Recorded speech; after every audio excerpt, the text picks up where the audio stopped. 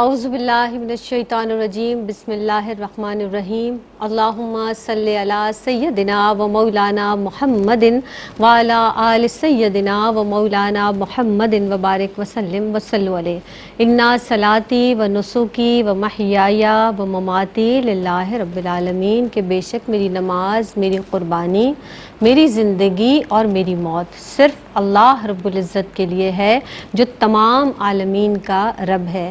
السلام علیکم ورحمۃ اللہ وبرکاتہ۔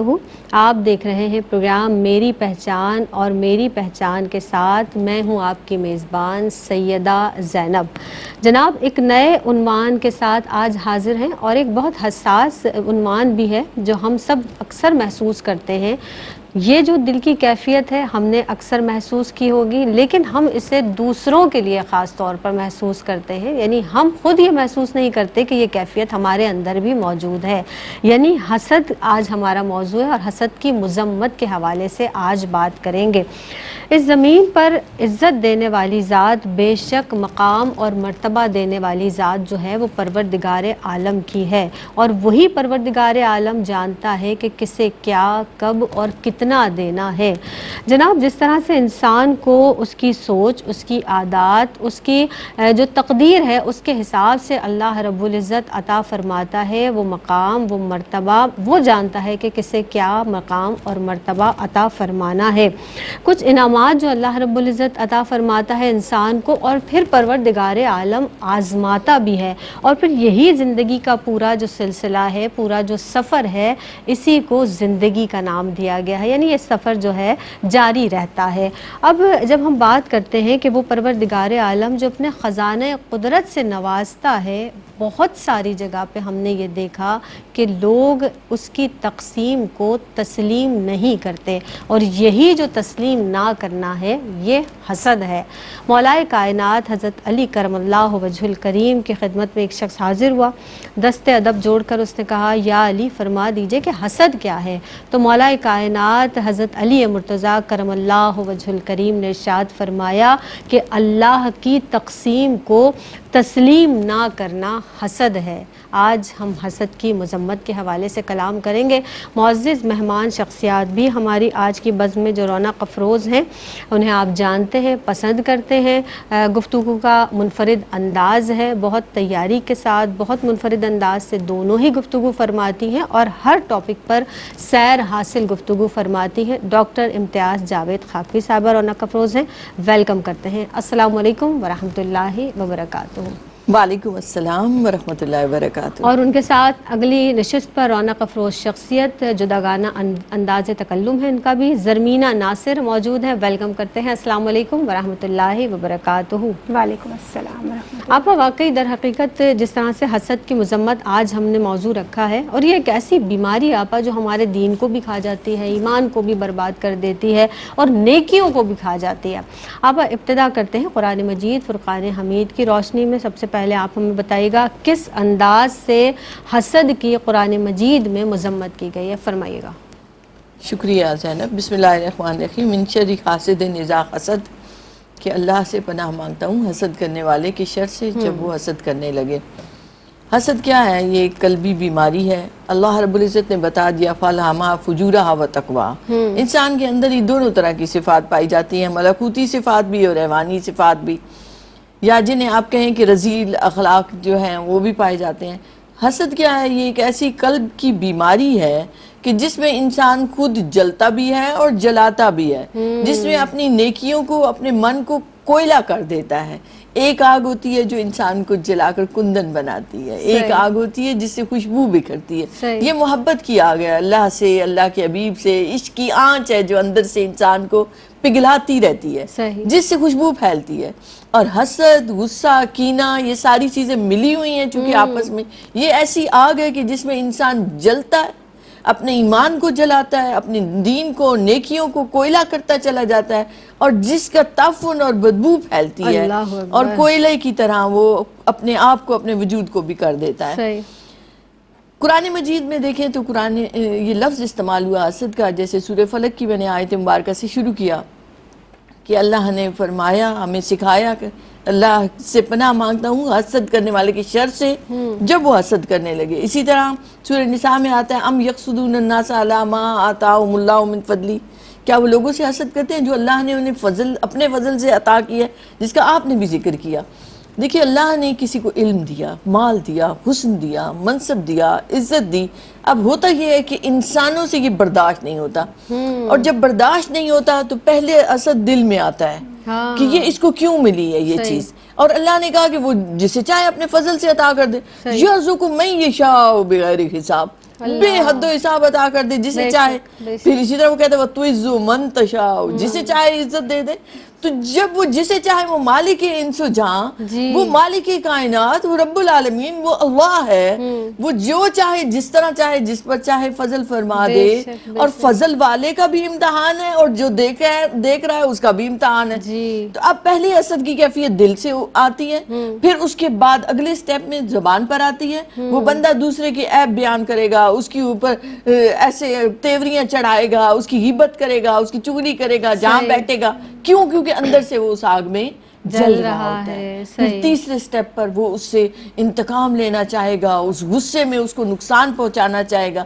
تو جب آپ کا دل مغموم ہو جائے اور آپ اس کے زوال کی خواہش کریں کہ یہ نعمتیں اس سے چھن جائیں اور کسی طریقے سے میں ان پر قبضہ کر لوں، مجھے یہ نعمتیں مل جائیں، یہ حسد کی کیفیت کہلاتی ہے۔ قرآن مجید میں آتا ہے، سورہ بقرہ میں آتا ہے حسد من عند انفسہم، اہل کتاب کا ذکر آیا کہ وہ مسلمانوں سے حسد کرتے ہیں، وہ مسلمانوں سے حسد کرتے ہیں اور چاہتے ہیں کہ مسلمان اپنے دین سے پھر جائیں، کیونکہ انہیں معلوم ہو رہا ہے کہ یہ بڑی دولت ہے، یہ دین پر ان کا چلنا، ایمان پر چلنا، یہ ان کی کامیابی ہے، ظاہری بھی اخروی بھی۔ انہوں نے یہ دیکھا کہ آخری نبی ان میں آگئے تو کیا ہوا، حسد کی آگ میں جلنے لگ گئے، اور اس حسد کی آگ میں انہوں نے اپنا ہی نقصان کیا، مسلمانوں کا تو کوئی نقصان نہ کر سکے۔ آپ غور کریں تو اس کائنات کی ابتدا ہوتی ہے تو ابلیس نے کیا کیا، آدم علیہ السلام سے حسد کیا، اور وہ حسد کیوں کیا کہ میں اس سے بہتر ہوں۔ تو ہر حاسد یہ سمجھتا ہے، جو آپ نے بات کی کہ اللہ کی تقسیم پر راضی نہیں ہوتا، کیوں نہیں وہ راضی ہو رہا؟ کیونکہ وہ یہ سمجھتا ہے کہ میں حقدار ہوں اس فضل کا، اس شخص کو یہ کیوں مل گیا۔ تو ابلیسیت ہی تو یہی ہے۔ ابلیس نے بھی یہ کہا کہ آدم علیہ السلام کو یہ مقام، یہ رتبہ یہ کیوں ملا کہ مسجود الملائکہ ہو رہے ہیں، کہ اللہ حکم دے رہا ہے کہ ملائکہ سجدہ کرے۔ تو یہ کیا تھی؟ اس کے اندر کی حسد کی آگ تھی۔ اس نے کہا خلقتنی من نار وخلقتہ من طین، مجھے تو آگ سے بنایا ہے، میں تو برتر ہوں، بلند ہوں، اور ان کو تم نے مٹی سے بنایا۔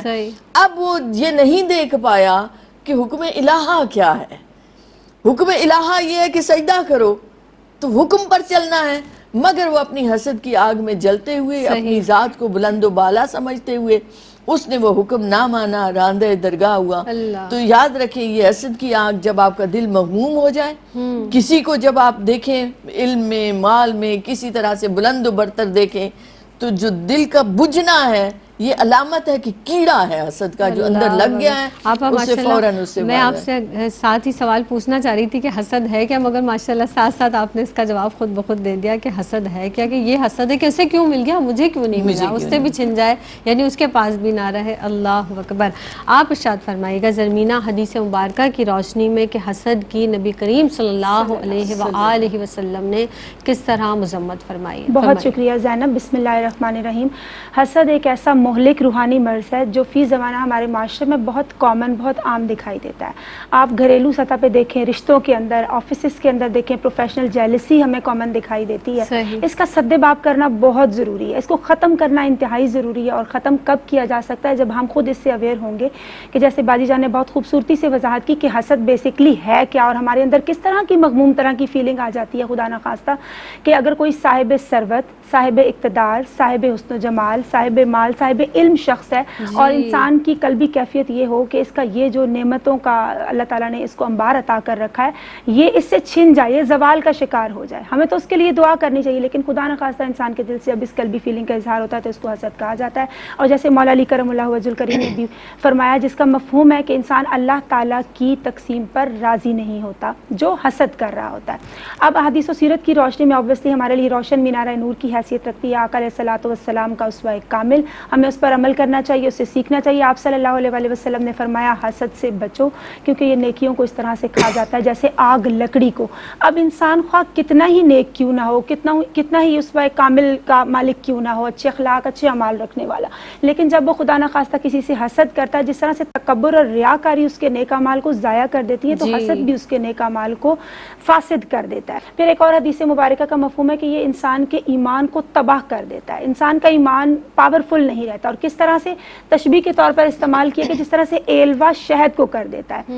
ایلوا کو مصبر بھی کہا جاتا ہے اور یہ میڈیسنل پراپرٹیز رکھنے والی ایک کڑوی دوا ہے, ایک درخت کا رس ہے, اس کی اپنی خصوصیات ہوتی ہیں, لیکن جب اس کو شہد کے ساتھ مکس کیا جاتا ہے تو بہت شدید میٹھا شہد اور وہ کڑوا, تو ان کا امتزاج اس کمبینیشن سے کیا ہوتا ہے کہ وہ شہد کو بھی مضر کر دیتا ہے. تو حسد اتنا نقصان دہ ہے. پھر ایک اور حدیث مبارکہ کا مفہوم ہے کہ ایک دل میں دو چیزیں نہیں رہ سکتی, یا ایمان ہوتا ہے یا حسد ہوتا ہے. اگر مومن کے دل میں ایمان راسخ ہو چکا ہے تو پھر حسد راسخ نہیں ہو سکتا. اسی طرح سے آپ صلی اللہ علیہ وسلم کی تعلیمات اس حوالے سے بھی ہماری مکمل رہنمائی کرتی ہیں کہ ہمیں آپس میں حسد نہیں کرنا چاہیے, بھائی بھائی بن کر رہنا چاہیے. مسلم امہ کو تو جسد واحد کی مانند قرار دیا گیا ہے نا, کہ ایک جسم کے حصے میں تکلیف ہو اگر تو سارا جسم جو ہے اس پین کو محسوس کرتا ہے. پھر ایک اور حدیث مبارکہ کا مفہوم ہے کہ فرشتہ ایک بہت ہی خوبصورت اور حسین نیکیاں لے کر آسمان کی جانب جا رہا ہوتا ہے, اس کو 5ویں آسمان پر روک لیا جاتا ہے اور وہ نیکیاں واپس کر دی جاتی ہیں, اور وہ فرشتہ یہ بتاتا ہے, حدیث کا مفہوم ہے کہ یہ نیکیاں اس لیے واپس کی گئی کیونکہ یہ اس شخص کی نیکیاں ہیں جو ان لوگوں سے حسد کیا کرتا تھا جن پر اللہ رب العزت نے اپنا عنایت اور فضل کا اہتمام کیا تھا, ان کو اپنا فضل عطا کیا تھا, اس لیے اس کی نیکیاں بھی زائل ہو جاتی ہیں. پھر آپ صلی اللہ علیہ وسلم کی سیرت بھی اس حوالے سے ہماری کامل رہنمائی کرتی ہے. ہم جانتے ہیں کفار اور مشرکین مکہ نے, سرداران قریش نے آقا علیہ الصلوۃ والسلام سے حسد کیا اور بعد ازاں ان کو خود نقصان اٹھانا پڑا. جب ہجرت مدینہ کے بعد آقا علیہ الصلوۃ والسلام مدینہ تشریف لائے, عبداللہ بن ابی کی تاج پوشی کی تیاری اپنے عروج پر تھی, لیکن جب آپ صلی اللہ علیہ وسلم تشریف لائے, اسلام غالب آ گیا اور اس کو اپنے ارادے میں ناکامی ہوئی عبداللہ بن ابی کو, تو پھر وہ حاسد بن گیا اور اس نے ہر طرح سے اسلام کے راستے میں ہرڈلز کریٹ کرنے کی کوشش کی. ابو جہل نے کی. پھر قرآن پاک میں ہم یہ بھی جانتے ہیں یوسف علیہ السلام کے حوالے سے ملتا ہے کہ کس طرح ان کے بھائیوں نے حسد کیا اور حضرت یوسف علیہ السلام, حضرت یعقوب علیہ السلام کو طویل آزمائش کا سامنا کرنا پڑا. تو حسد کے بے حد نقصانات ہیں. پھر ایک اور بڑی پیاری حدیث کا مفہوم میں یہاں پیش کروں گی کہ ایک صحابی رسول صلی اللہ علیہ وسلم تھے جن کے حوالے سے آقا علیہ الصلوۃ والسلام نے ان کو جنت کی بشارت دی تھی. کچھ روایات میں آتا ہے کہ 3 بار جنت کی بشارت دی تھی. تو ان کے حوالے سے ہمیں ملتا ہے کہ حضرت عبداللہ ابن عمر رضی اللہ تعالیٰ عنہ کو یہ دل میں خیال آیا کہ ان کو آقا علیہ الصلوۃ والسلام نے جنت کی بشارت دی ہے, تو ان کا کون سا ایسا خاص اور نیک عمل ہوگا. تو پھر ان کے گھر سٹے کرتے ہیں اور جب وہ جانے لگتے ہیں تو ان کو بتاتے ہیں کہ میں کسی سے حسد نہیں کرتا, میں اپنے من کو صاف رکھتا ہوں. تو صوفیہ بھی اس حوالے سے ہماری کامل ترین رہنمائی کرتے ہیں کہ کفر است در طریقت ما کی نہ داشتن, کہ طریقت کا جو راستہ ہے اس میں حسد کرنا کفر قرار دیا گیا ہے, کہ دل کو تو آئینے کی مانند صاف شفاف اور اجلا ہونا چاہیے. ہمیں ہر لمحہ اللہ رب العزت کا شکر ادا کرنا چاہیے, اللہ تعالیٰ کی تقسیم پر راضی رہنا چاہیے. اور میں نے دیکھا ہے زینب کہ جو سکسیسفل لوگ ہوتے ہیں, کامیاب لوگ, ان کی نظر جاتی ہی نہیں ہے حسد کی طرف, غیبت کی طرف, جھوٹ کی طرف. اور وہ ہمیشہ اپنا ان کا جو موٹیو ہوتا ہے یا مشن جو ہوتا ہے, زندگی کا جو مقصد ہے, ان کی نگاہ اس جانب ہوتی ہے, اپنے رب کی سمت ہوتی ہے, توجہ ادھر ہوتی ہے. اور یقیناً جو توجہ رکھتا ہے اس پہ توجہ ہوتی ہے. اور وہ کہتے ہیں نا کہ رنج اچھا ہے نہ ملال اچھا ہے, یار جس حال میں رکھے وہ حال اچھا ہے. اللہ رب العزت ہم سب کو اس کبھی فعل سے بچنے کی توفیق عطا فرمائے. آمین آمین الہی آمین. یعنی پروردگار عالم نے ہمیں جو جو نعمتیں عطا فرمائی ہیں, اگر ہم صرف ان کو شمار کرنا چاہیں تو ہمیں وقت نہیں ملے گا کہ دوسروں کی طرف دیکھیں کہ اسے کیا ملا ہے, اسے کیا دیا ہے. اور اگر بالفرض ہم دیکھتے بھی ہیں تو اس سے حسد کرنے کے بجائے خوش ہونا چاہیے اور اللہ رب العزت کا شکر بجا لانا چاہیے. ایک وقفہ ہمارے اور آپ کے درمیان ہے, حاضر ہوتے ہیں اس مختصر سے وقفے کے بعد. السلام علیکم ورحمۃ اللہ وبرکاتہ. آپ دیکھ رہے ہیں پروگرام میری پہچان, اور میری پہچان میں آپ سب کا خیر مقدم ہے. جناب, حسد کی مذمت کے حوالے سے کلام کیا جا رہا ہے. قرآن مجید فرقان حمید کے روشنی میں ہم نے جانا کہ کس طرح سے اللہ رب العزت نے ہمیں حسد سے منع فرمایا ہے, اور اس کے ساتھ ساتھ ہم نے حدیث مبارکہ کی روشنی میں بھی جانا کہ نبی کریم صلی اللہ علیہ وآلہ وسلم نے ہمیں کس طرح سے حسد سے بچنے کی تعلیم عطا فرمائی ہے. سیرت مبارکہ کی روشنی میں جس طرح سے امثال کے ذریعے بھی ہم نے یہ جانا. ڈاکٹر صاحبہ آپ موجود ہیں, میں چاہوں گی اب وجوہات پر کلام کر لیتے ہیں آپا کہ حسد کی جو وجوہات ہیں اس پر ذرا روشنی ڈالیے گا. کن کن وجوہات شبہات کی بنا پر لوگ ایک دوسرے سے حسد کرنے میں جو ہے وہ بہت زیادہ جلدی بھی مچاتے ہیں، اور بہت زیادہ کہ دل کی جو کیفیت ہے اس کے اندر بہت تیزی سے یہ راسخ کیوں ہو جاتا ہے، کیا وجہ ہے؟ شکریہ زینب۔ دیکھیں، سب سے پہلی بات تو ایمان میں کمزوری کی علامت ہے۔ جب آپ اللہ پر ایمان رکھتے ہیں، بھروسہ رکھتے ہیں، اس پر توکل کرتے ہیں، اس کی تقسیم سے راضی ہوتے ہیں، اس کے شکر گزار بندے ہوتے ہیں، تو پھر آپ کے اندر یہ جذبہ نہیں آتا۔ گویا کہ تقویٰ ہے جہاں، اخلاص ہے جہاں، اعلیٰ کردار ہے وہاں نہیں آتا۔ تو ایمان کی کمزوری بیسک سبب بن جاتی ہے حسد کی۔ صحیح۔ پھر آپ دیکھیں تو انسان کے اندر فطرتاً کچھ خواہشیں پائی جاتی ہیں۔ ان فطری خواہشوں میں کیا ہے؟ میں بلند و بالا کہلاؤں، میں برتر و بالا ہو جاؤں۔ اب یہ جو کسی کو دو لفظ مل جائیں تو وہ سمجھتا ہے کہ میں بڑا عالم ہو گیا۔ صحیح۔ آپ کبھی بچوں کی بھی مجلس میں دیکھیں نا، تو جن میں وہ تھوڑا بولنا آتا ہے نا بچے کو، وہ سب کو دبا کے بٹھائے گا اور کہے گا کہ میری بات سنو، صحیح۔ چاہے اس کی جھوٹی سچی بات ہوگی، لیکن صحیح۔ کیا اس کی خواہش ہے کہ بچے میری طرف متوجہ رہیں، میری بات کو نمایاں سنیں، رہنے کی۔ نمایاں رہوں میں۔ تو دوسروں سے اپنے آپ کو فائق رکھنے کی جو خواہش ہے، بلند و برتر رکھنے کی ہے، اب جب کوئی اور اس سے بہتر آ جاتا ہے سامنے تو وہ اس سے حسد کرنے لگ جاتا ہے۔ صحیح۔ اور یہ آپ دیکھیں تو عموماً علماء نے بیان کیا کہ ہم اثر لوگوں میں ہوتا ہے، دوست دوستوں سے حسد کریں گے، بھائی بھائیوں سے کرنے لگ جائیں گے، علماء علماء سے کریں گے، بولنے والے ایک مقرر دوسرے مقرر سے کرے گا، یعنی دور بعید نہیں ہوتا، بلکہ ایک ہی آفس میں رہنے والے، ایک ہی برابر کی سیٹوں پر بیٹھنے والے، تو جتنے ہم اثر لوگ ہیں وہ دوسرے کو جب دیکھتے ہیں کہ اس کو بہتر مل رہا ہے تو وہ اس سے حسد کرنے لگ جاتے ہیں۔ اسی طرح بھائیوں میں سے اگر ایک بھائی ترقی کر گیا، اس کے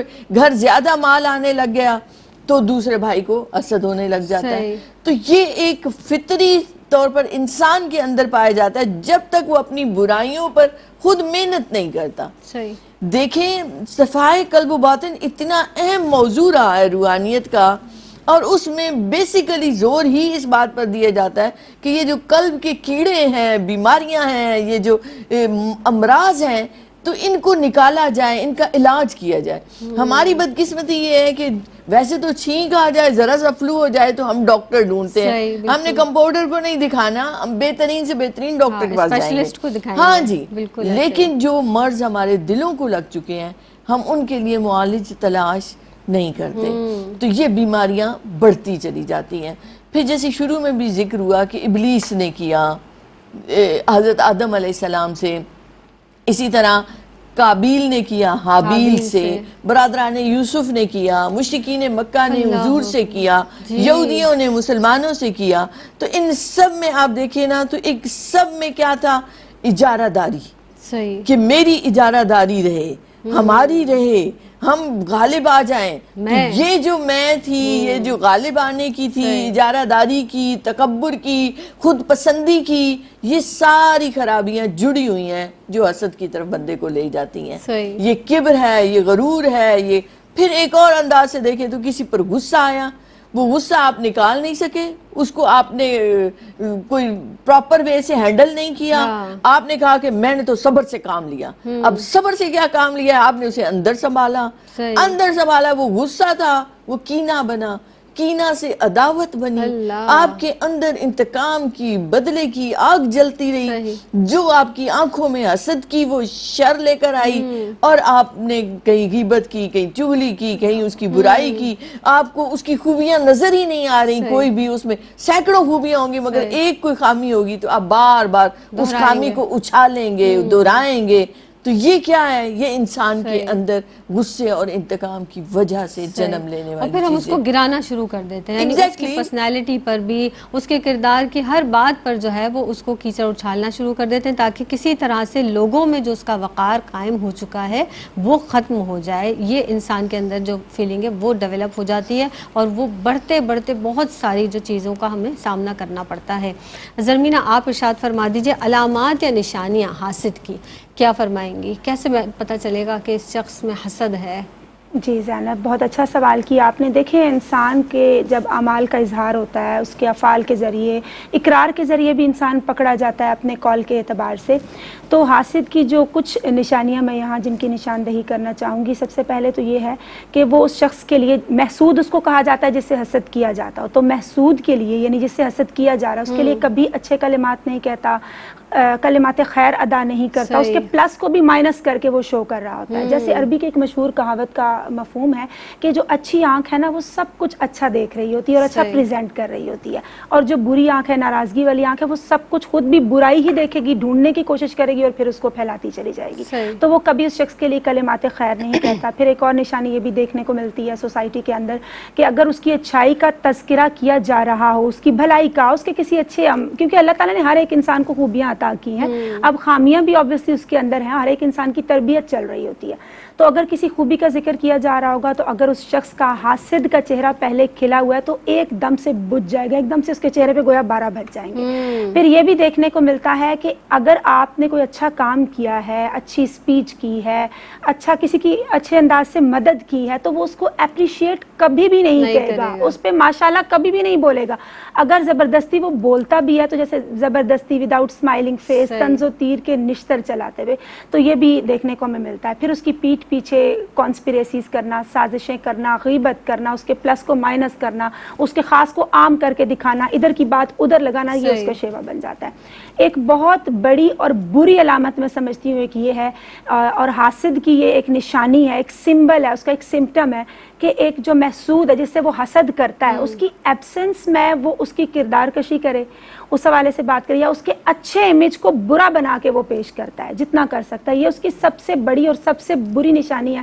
ایسا کبھی نہیں کرنا چاہیے کیونکہ دل اللہ تعالیٰ کا گھر ہے، دل ہرٹ ہوتا ہے اس چیز سے انسانوں کا۔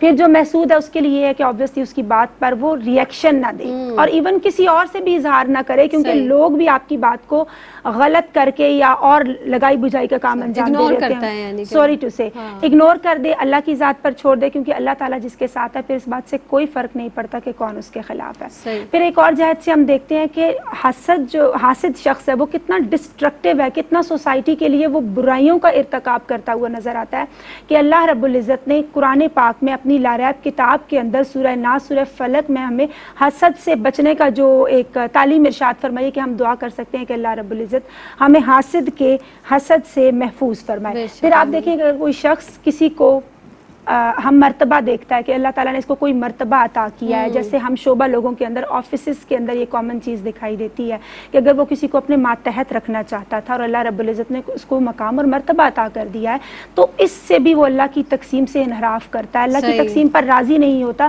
کہ یہ میرے نیچے ہی لگ کر رہتا ہے، اللہ تعالیٰ نے اس کو یہ کیوں عطا کی۔ تو بیسکلی اسلامک تعلیمات کی اور اچھی تربیت کی کمی کی وجہ سے یہ دیکھنے میں ملتا ہے۔ اللہ تعالیٰ کی بندگی کا تقاضا ہی یہی ہے کہ انسان اتنا کرٹک نہ ہو کہ میں ایسا، یہ ایسا کیوں، سے یہ کیوں ملا، بلکہ وہ اللہ رب العزت کا ہر دم شکر ادا کرے۔ اللہ تعالیٰ ہمیں اس فعل سے، اس کا ارتکاب کرنے سے محفوظ رکھے کہ بے شک جھوٹ اور حسد سے انکار کرو، کبر و غرور سے دل کو بیزار کرو، اور اپنا کے دین رسول ہاشمی فضل رب العالمین کا انتظار کرو۔ سبحان اللہ، سبحان اللہ۔ اور اللہ کے فضل کا کسے انتظار نہیں ہوتا، ہم تو طالب ہیں اللہ رب العزت کے فضل کے۔ آپ نقصانات کے حوالے سے بات کر لیتے ہیں، حسد کے جو نقصانات ہیں وہ ارشاد فرما دیجئے، اس کے اثرات پر بھی کچھ کلام کیجئے گا۔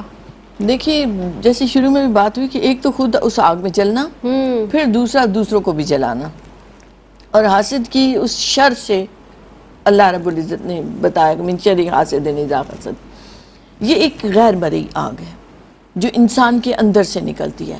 جب وہ کسی کو دیکھتا ہے تو جیسے روایات سے پتہ چلتا ہے کہ اونٹ کو ہانڈی میں پہنچا دینے والی بات ہے، اسی طرح صحت مند کو بیمار کر دینے والی، گھڑ سوار کو گھوڑے سے گرا دینے والی، یہ نظر بد کیا ہے؟ یہ اسی حسد کی بنا پر ایسی شعائیں نکلتی ہیں۔ انسان چونکہ آسن تقویم، اس کے اندر پتہ نہیں کیا کیا قوتیں چھپی ہوئی ہیں، تو اس نے قوتوں کا غلط استعمال کیا، جس سے اس کو خود بھی نقصان ہوا اور اس نے دوسرے کو بھی ظاہری دنیاوی طور پر نقصان پہنچایا۔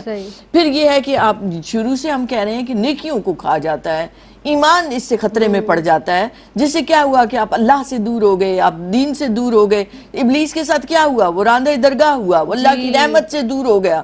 تو آپ نے دنیا کا بھی نقصان کیا، آخرت کا بھی نقصان کیا اس ایک حسد کی بنا پر۔ یہی حسد ہے جو انسان کو جادو تک لے جاتا ہے۔ اب وہ جادو جس سے اللہ نے سختی سے منع کیا، اس کرنے والے کو کافر قرار دیا، جو شیطانی ان چیزوں کو استعمال کرتے ہوئے اور دوسرے مسلمانوں کو نقصان پہنچانے کے لیے کیا جاتا ہے، تو یہ حسد ہی ہے جو انسان کو لے کر جاتا ہے وہاں تک کہ آپ کالا عمل کروا رہے ہیں، کالے جادو کروا رہے ہیں، تو جس سے کیا ہوا کہ دنیا و آخرت تباہ و برباد ہو کر رہ انتہا گئی۔ پہ پہنچ جاتا ہے ہاں، انسان۔ انتہا ہے نا یہ۔ تو دنیا کے بھی نقصانات ایک ذات کے لیے بھی اور ایک دوسرے کے لیے بھی۔ جہنم کی آگ تو وہ آخرت میں ملے گی نا، جن کا وہ گناہ بڑھ جائیں گے۔ تو یہ دنیا میں جو حسد کی آگ ہے، غصے کی آگ ہے، جس میں اندر سے انسان جلتا رہتا ہے، نہ وہ خود خوش رہتا ہے نہ کسی کو خوش ہونے دیتا ہے۔ مطلب دوسروں کی آپ اس پہ راضی نہیں ہو رہے ہیں۔ ایک اصول دے دیا اسلام نے کہ دنیا کے معاملات میں دیکھنا ہے تو اپنے سے نیچے والے کو دیکھو تاکہ تمہارے اندر شکر گزاری آئے، اور اگر دین کے معاملات کو دیکھنا ہے تو پھر اپنے سے آگے والے کو دیکھو کہ تمہاری کیا عبادات وہ کر رہا ہے نا عبادتیں، تو پھر اور اپنے آپ کو بہتر بنانے کی ایک سٹرگل ہے انسان کے اندر۔ تو یہ ایک فانی دنیا سے محبت کی علامت ہے۔ تو جب تک فانی دنیا کی محبت رہتی ہے، اللہ بڑا حیا والا ہے، اس کی محبت اس گھر میں نہیں آ سکتی۔ یہ دل حرم ہے نا، اس کو پاک کرنا ہے، فانی محبتوں سے پاک کرنا ہے، دنیا کی محبتوں سے پاک کرنا ہے۔ جہاں حب مال ہے، حب جاہ و منصب ہے، تو وہاں پر اللہ کی محبت نہیں ہو سکتی۔ یہ دونوں چیزیں اکٹھی نہیں ہو سکتی۔ سبحان اللہ، بے شک۔ یعنی جو حسد کے جو اثرات انسان کے اوپر حاوی ہو جاتے ہیں، میں یہ بھی کہتی ہوں اور ہمارے جو اساتذہ ہیں یہ بھی یہی بتاتے ہیں کہ حاسد جو ہے وہ دوسرے سے زیادہ اپنا نقصان کر رہا ہوتا ہے اور وہ اس بری طرح حسد کی آگ میں جل رہا ہوتا ہے۔ ایک وقفہ لیتے ہیں، پھر مزید کلام کرتے ہیں۔ السلام علیکم ورحمۃ اللہ وبرکاتہ۔ آپ دیکھ رہے ہیں پروگرام میری پہچان، اور میری پہچان میں ایک مرتبہ پھر آپ سب کا خیر مقدم ہے۔ حسد کی مذمت کے تعلق سے بات کی جا رہی ہے، اور جناب کلام یہ کیا جا رہا تھا کہ حاسد اپنا جس قدر نقصان کرتا ہے، اور اس حسد کے ساتھ یہ یقین کر لیجئے کہ یہ جو بیماری ہمارے دل میں گھر کر لیتی ہے، تو اس کے ساتھ مزید کتنی بیماریاں ہمارے ساتھ موجود ہوتی ہیں، اور یقین کر لیجئے اس بات پر کہ یہی حسد کی آگ ہماری زندگی کا سکون برباد کر دیتی ہے۔ پھر اس کے بعد ہمارے اندر چغلی کی بیماریاں موجود ہو جاتی ہیں، یعنی ہم ہر ایک سے اس کی غیبت شروع کر دیتے ہیں، ہم ہر ایک سے اس کا تذکرہ برے الفاظ سے شروع کر دیتے ہیں، یعنی ہر بات میں ہمارا ذکر جس سے ہم حسد کر رہے ہیں اس کے حوالے سے ہوتا ہے، اور وہ بھی کچھ اچھے الفاظ سے نہیں کیا جاتا، تو جس کی وجہ سے ہم اپنے گناہوں میں مزید اضافہ کر رہے ہوتے ہیں۔ یہ سوال زرمینہ آپ کی جانب پیش کروں گی، اور میں چاہوں گی کہ اس پر آپ کلام کیجیے گا کہ حاسد کو حسد کی وجہ سے کیا کیا نقصانات ہوتے ہیں، فرمائیے گا۔ بالکل جانب، حاسد کو اس کے حسد کرنے کی وجہ سے بہت زیادہ نقصان اٹھانے پڑتے ہیں، جس میں سر فہرست ہے ٹینشن، انگزائٹی، ڈپریشن کا شکار رہتا ہے، کمپیریزن اور کمپٹیشن کی عجیب و غریب فضا اس کے ذہن میں ہر وقت چلتی رہتی ہے، انتقامی جذبات نمو پانے لگتے ہیں، اور اس کو بیسیکلی رسوائیوں کا سامنا کرنا پڑتا ہے۔ ایک تو دیکھیں چیزیں سامنے آ جاتی ہیں، چھپتی نہیں ہیں، تو جب چیزیں سامنے آتی ہیں اور دیگر لوگوں کو پتہ چلتا ہے کہ اس نے جو غیبت کی تھی یا کسی کا نقصان کیا تھا تو اس نے حسد کی بنا پر، پروفیشنل جیلسی کی بنا پر کیا تھا، تو پھر آبویسلی اس کو نقصان اٹھانا پڑتا ہے، کیونکہ دوسرے لوگ اویئر ہو جاتے ہیں، کانشیس اور محتاط ہو جاتے ہیں کہ اب ہمیں اس حاسد شخص سے باز رہنا ہے، کیونکہ اگر یہ کسی اور کا نقصان کر سکتا ہے تو کل کو ہمارا بھی کرے گا۔ سملرلی اللہ رب العزت کی شدید ناراضگی وہ مول لیتا ہے، اللہ تعالیٰ کی رحمتوں سے وہ محروم ہو جاتا ہے۔ وہ اللہ رب العزت جو کائنات کے تمام خزانوں کا مالک و مختار، ہمارا مولا ہے، ہمارا رب ہے، اور آخرت کی تمام کنجیاں اسی کے ہاتھ میں ہے، تو وہ شخص پھر تمام تر بھلائیوں اور خیر سے گویا محروم ہو جاتا ہے۔ پھر جیسے آپ نے بات کی کہ غیبت کرنا، چغلی کرنا، جھوٹ بولنا یا کسی کا امیج خراب کرنا، تو بعض اوقات اس کی زبان سے ایسے کلمات بھی جاری ہو جاتے ہیں جو اس کے اپنے ایمان کے لیے خطرہ ثابت ہوتے ہیں۔ پھر یہ بھی ہم روایات میں پڑھتے ہیں کہ حسد انسان کو اس طرح سے نقصان پہنچاتا ہے جیسے ایک جونک، ایک کیڑا چمٹ جاتا ہے باڈی کو اور چھوڑتا نہیں ہے۔ تو سملرلی حاسد کا جو حسد ہے وہ اس کے دل میں اس طرح سے رچ بس جاتا ہے کہ اس کے دل کے خون کو وہ چوستا رہتا ہے، اور اس سے انسان کی ظاہری صحت بھی نقصان دہ ہوتی چلی جاتی ہے، اس کا نقصان ہوتا ہے، اس کی باطنی زندگی بھی خراب ہوتی چلی جاتی ہے، اور ہر وقت ایک ڈسٹریس، ایک بے چینی اور پریشانی کیفیت کی کیفیت ہوتی ہے اور وہ دائمی غم میں مبتلا ہو جاتا ہے. آپ آبزرو کریں کہ وہ شخص بد کلام بھی ہوگا, بد زبان بھی ہوگا, بد مزاج بھی ہوگا اور بدگمانی رکھے گا, اور نیگیٹیوٹی ہی اس کی شخصیت کا خاصہ ہوتی چلی جائے گی. پھر بزرگوں نے اس حوالے سے لکھا ہے کہ ایک مرتبہ ایک شخص کے حوالے سے کہ وہ حالت نزع میں تھا اور اس کو کلمہ پڑھنے کے لیے کہا گیا, لیکن وہ کلمہ نہ پڑھ سکا. بعد ازاں جب اس کو کسی نے خواب میں دیکھا اور اس سے وجہ دریافت کی تو اس نے کہا کہ حسد کی وجہ سے, میرے حسد کرنے کی وجہ سے میں اس کلمے سے محروم ہو گیا. تو ہمیں کوشش کرنی چاہیے کہ اس کے ساتھ جو ایسوسیٹڈ وعیدات ہیں ہم ان کو ذہن میں رکھیں کہ اللہ رب العزت کی ناراضگی کس قدر ہم خرید لیتے ہیں اگر خدا نخواستہ ہم کسی سے حسد کرتے ہیں. فارسی کے ایک مشہور شعر کا مفہوم ہے, بلکہ شعر ہے, کار دنیا کسے تمام نہ گرد, ہر کے گیرت مختصر گیرت, کہ دنیا میں کسی کو پورا کچھ بھی نہیں ملا. اگر انسان کی خواہشات ہیں مجھے یہ بھی مل جائے, مجھے وہ بھی مل جائے, اسی کی بنا پر تو جیسے باجی جان نے بہت خوبصورتی سے وضاحت کی ہے پریویس گفتگو کے دوران کہ حسد کی وجوہات کیا ہے, تو مختصر ہی ملتا ہے, بقدر ضرورت ہی اللہ رب العزت عطا کرتا ہے. اور یہی دعا بھی کرنی چاہیے کہ اللہ میں کسی کا محتاج نہ کرے, ہماری ضرورت کے اکارڈنگ ہمیں ہر چیز عطا کرے. تو اور ایک عربی کے کلاسیکل شاعر ہیں, وہ بھی یہ کہتے ہیں کہ ہر خواہش جو ہے اس کے پیچھے ایک اور خواہش جنم لیتی ہے, اس لیے طول عمل سے پرہیز کرنا چاہیے. تو ہمیں اپنی جو ہماری ظاہری صحت ہے اس کی فکر ہونی چاہیے, روحانی زندگی کو آباد کرنے کی فکر ہونی چاہیے. ہم اس فکر میں رہیں کہ اللہ رب العزت ہم سے کہیں ناراض نہ ہو جائے, ہمارے کسی ایکٹ سے ہم کون سا ایسا اچھا عمل کر سکتے ہیں کہ اللہ تعالی ہم سے راضی ہو جائے گا. اس سے یقیناً پھر جب ہم آقا علیہ الصلوۃ والسلام کے اسوہ کامل پر عمل کرتے ہیں, لقد کان لکم فی رسول اللہ اسوۃ حسنہ, تو پھر ہماری زندگی میں بھی بہار ہوتی ہے, ہمارے من میں بھی بہار ہوتی ہے, اور خوشیوں کی, حق کی, یقین کی بہار ہمارے سامنے ہوتی ہے. وہ کہتے ہیں بڑا پیارا خوبصورت شعر کہ من کی دنیا میں تب بہار ہوتی ہے, روح جب ان کے قدموں پہ نثار ہوتی ہے, اور ادب والوں پہ رشک کرتی ہے جنت محمود, رحمت خداوندی ہر گھڑی ہر بار ہوتی ہے. سبحان اللہ. یعنی دوران گفتگو جس طرح سے کلام کیا گیا اور بات کی گئی کہ حسد انسان کے اندر تو فطری طور پر موجود ہے, لیکن ہمیں اسے مینج کیسے کرنا ہے, اسے کنٹرول کیسے کرنا ہے, اس پر کیسے قابو پانا ہے, اور یہ ذرا ہمیں چینلائز کرنا ہے ان تمام چیزوں کو, اور یہ سیکھنا ہے, اس کو سیکھنا پڑتا ہے, اپنے آپ کو, اپنے نفس کو کنٹرول کرنا پڑتا ہے. آپ موجود ہیں ڈاکٹر صاحبہ, یہ ہماری بہنوں کو بتائیے کہ حاسد کے شر سے کیسے بچے, جب ہمیں پتہ چل جائے کہ یہ شخص ہم سے حسد رکھتا ہے, اور بیہیویئر سے پتہ چل جاتا ہے, آپ فیل ہو جاتا ہے انسان کو اندر سے, کیسے اس کے شر سے بچا جائے؟ شکریہ زینب. دیکھیں ایک تو ہے کہ حاسد کے شر سے بچیں, اس سے بھی پہلے ضروری یہ ہے کہ ہم یہ سیکھ لیں کہ ہم خود حسد سے بچیں, بالکل کہ ہم کسی سے حسد نہ کریں. یہ اتنی بری بیماری ہے جس سے ایمان اور نیکیاں خطرے میں ہیں. تو ہم جب کسی کو دیکھیں ہمارا دل مغموم ہو جائے, سمجھ جائیں کہ اب ہمیں اس سے بچنا ہے. اور حاسد سے کیسے, حاسد کے شر سے کیسے بچا جائے, تو اللہ رب العزت نے ہمیں چاروں کل عطا کیے ہیں. آپ روزانہ رات کو سونے سے پہلے ان کو ضرور پڑھ کے ان کی تلاوت کر کے سوئیں. خاص طور پر موعظتین دونوں جو آخری صورتیں ہیں وہ ایک اس شر سے بچانے کے لیے ہیں, حاسد کے شر سے. جب آپ اس یقین کے ساتھ پڑھیں گے کہ اللہ کا کلام آپ کو حاسدین کے حسد سے محفوظ رکھے گا, تو آپ یقیناً محفوظ رہیں گے. اسی طرح دعائیں ملتی ہیں نبی کریم علیہ الصلوۃ والسلام سے روایت شدہ, جن میں سے ایک دعا میں یہاں بتا رہی ہوں. بسم اللہ ارقیکا من کل شیء یؤذیکا من شر کل نفس او عین حاسد اللہ یشفیکا بسم اللہ ارقیکا. تو یہ دعا ہے جو آپ صلی اللہ علیہ وآلہ وسلم پڑھا کرتے تھے حاسد کی حسد سے, اس نگاہ بد سے بچانے کے لیے.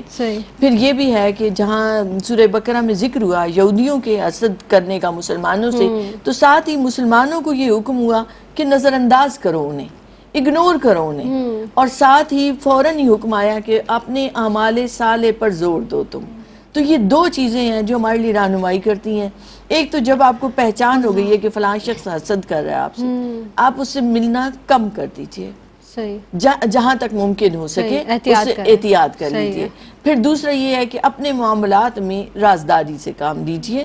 بہت سارے ایسے معاملات میں, یا آپ نے بڑوں سے بھی سنا ہوگا, اسلاف سے بھی, کہ وہ شخص جو محروم ہے اس کے سامنے جب آپ ان چیزوں کا زیادہ سے زیادہ اظہار کرتے ہیں تو اس کو محرومیوں کا زیادہ وہ احساس دلانا یہ مناسب بات نہیں ہے, شیوا نہیں ہے اعلیٰ کردار کے لوگوں کا. تو اس لیے وہاں بہتری یہی ہے کہ ان معاملات میں آپ رازداری برت لیں اور اس کے سامنے مت کھولیں, تاکہ حاسد کے آپ اس شر سے محفوظ رکھ سکیں. پھر یہ ہے کہ آپ نے اس سے ملنا کم کر دیا، اس کی پھیکی مسکراہٹ، اس کے دل کے اطمینان کا چلے جانا، یہ سب چیزیں علامتیں یہ بتا رہی ہوتی ہیں چہرے کی رنگت کا بدل جانا. تو آپ اس کے ساتھ احسان اور بھلائی کا معاملہ ضرور کریں. اپنی اس ایمان پر استقامت پکڑیں. اعمال صالح کیا ہے کہ زیادہ سے زیادہ تقوی اختیار کرنا، یہ سمجھنا کہ یہ دنیا فانی ہے. اگر آج آپ کو عزت ملی ہے، وَتُعِزُّ مَن تَشَاءُ وَتُذِلُّ مَن تَشَاءُ، آپ کو کسی بھی وقت آزمائش کا بھی سامنا کرنا پڑ سکتا ہے، تو اس لیے اس پر اترانا، فخر کرنا، غرور کرنا یہ مت کریں، بلکہ آپ کے اندر اور عاجزی بڑھ جائے اور انکساری بڑھ جائے، اور زیادہ آپ ملنسار ہو جائیں، اور زیادہ خوش اخلاق ہو جائیں، اور زیادہ اپنی نیکیوں میں آگے بڑھنے لگ جائیں کہ اللہ نے جو فضل آپ کو عطا کیا ہے یہ سب کو نہیں ملا. تو اس فضل کا تقاضا یہ ہے اب کہ آپ بھی تو شکر گزار بندوں میں ہو جائیں. وَقَلِيلٌ مِّنْ عِبَادِيَ الشَّكُورُ، اس کے شکر ادا کرنے والے بہت تھوڑے رہ گئے. تو اللہ ان تھوڑے قلیل لوگوں میں ہمیں شامل کر دے کہ ہم ہر گھڑی زبان سے، اپنی جسم کی اطاعت کے ذریعے، دل کی حمد و ثنا کے ذریعے اس کو یاد رکھیں، اس کی شکر گزار بندے بنیں. سبحان اللہ، سبحان اللہ. اللہ ہمیں توفیق عطا فرمائے. زرمینہ، میں چاہوں گی کہ اسی موضوع کے اکارڈنگلی حسد کے حوالے سے ہماری بہنوں کو، ہمارے جو بچیاں خاص طور پر یونیورسٹی کالجز جاتی ہیں، انہیں بھی یہ ساری چیزوں کو فیس کرنا پڑتا ہے، کیا میسیج دیں گی؟ فرمائیے گا. میں یہی کہنا چاہوں گی، سب سے پہلے تو دعا ہے اللہ رب العزت ہمیں تقوی اور ہدایت کا نور ہمارے دلوں کے اندر عطا فرمائے. اس کے ساتھ ساتھ ہمیں کوشش کرنی ہے کہ ہمیں کسی سے حسد نہیں کرنا. یہ مجھے باجی جان کی بات بہت اچھی لگی ہے کہ ہم نے انفرادی طور پر پہلے خود کوشش کرنی ہے کہ ہمارے دل میں کوئی ایسی قلبی فیلنگ نہ آئے جس سے اس بات کا اظہار ہو کہ ہمیں کسی سے حسد محسوس ہو رہا ہے. ہم اس کی اگر خدا نخواستہ ایسا محسوس ہو، اللہ تعالیٰ سے دعا کریں، اس کی اچھائیوں کا تذکرہ کریں. پھر اگر ہم سے خدا نخواستہ کوئی شخص حسد کر رہا ہے تو پلیز اس کے لیے دعائے استغفار ضرور کریں. دعا کریں کہ اللہ تعالیٰ اس کا جو ذاتی نقصان ہو رہا ہے، جو اس کا قلبی نقصان ہو رہا ہے، باطنی نقصان ہو رہا ہے، اللہ رب العزت اس پر رحم کرے، اس کو ہدایت عطا کرے. اس دعا کو جب اپنی زندگی میں اور کوشش کو شامل کریں گے تو یقیناً انسان جتنی کوشش کرتا ہے اللہ رب العزت اس کو اتنا عطا کرتا ہے. صحیح. جی ڈاکٹر صاحب، آپ کی جانب سے بھی کوئی مختصر سا میسیج؟ میں یہ کہنا چاہوں گی کہ دیکھیں یہ احساس اپنے اندر بیدار کریں کہ اللہ ہم سے محبت کرتا ہے. کتنا بڑا اس کا احسان ہے کہ اس نے ہمیں ایمان والا بنایا، حضور کا امتی بنایا. تو شکر ادا کرنے کے لیے نعمتوں کے انبار ہیں ہمارے پاس. تو یہ خیال، یہ احساس کہ ہم اللہ کے بندے ہیں، تو اسے یوں کہیں کہ ہمیں اپنا وہ کہتے ہیں، محبت ہو تو ایسی ہو، ہمیں رکھتے ہیں نظروں میں، عنایت ہو تو ایسی ہو. سبحان اللہ، سبحان اللہ. ہمیں رکھتے ہیں وہ نظروں میں، عنایت ہو تو ایسی ہو. آپ کی آمد کا بہت شکریہ ادا کروں گی آپا. اور جب بھی آتی ہے بہت اچھی گفتگو ہوتی ہے، بہت کچھ سن کر عمل بھی کرنے کا دل چاہتا ہے اور اچھا بھی لگتا ہے. آپ زرمینہ تشریف لائیں، بہت شکریہ، مشکور ہیں آپ کے. بس میں آخر میں یہ ضرور کہنا چاہوں گی کہ حقیقت تو یہی ہے، اور خواتین میں شاید مجھے یہ گمان ہوتا ہے کہ ایسا ضرور ہوتا ہے، اللہ رب العزت اپنے فضل سے بے شک ہر ایک کو نوازتا ہے، لیکن کہیں کسی کے پاس اگر کوئی کمی ہے تو اس کے سامنے اپنی چیزوں کا چرچا نہ کیجیے تاکہ اس کے دل میں یہ خیال بھی نہ آئے. ہم اکثر یہ کر رہے ہوتے ہیں کہ اپنی اولاد، ہمارے جو بچے ہیں، ان کی ترقیوں کے قصے اور کہانیاں ان لوگوں کو خاص طور پر ضرور سناتے ہیں جو اس سے محروم ہیں. اپنے چیزوں کو بہت زیادہ دکھا رہے ہوتے ہیں، برتنے کی جو چیزیں ہیں ان لوگوں کے سامنے ضرور لا کر پیش کرتے ہیں کہ جو اس سے محروم ہیں. تو یہ جذبہ ایسے پیدا ہو جاتا ہے، پھر نفرتیں جنم لیتی ہیں. تو خود بھی احتیاط برتیے تاکہ یہ معاملات ہی پیدا نہ ہوں. اللہ مجھے اور آپ کو، ہم سب کو محفوظ فرمائے. پروگرام میری پہچان سے سیدہ زینب کو دیجیے گا اجازت. فی امان اللہ.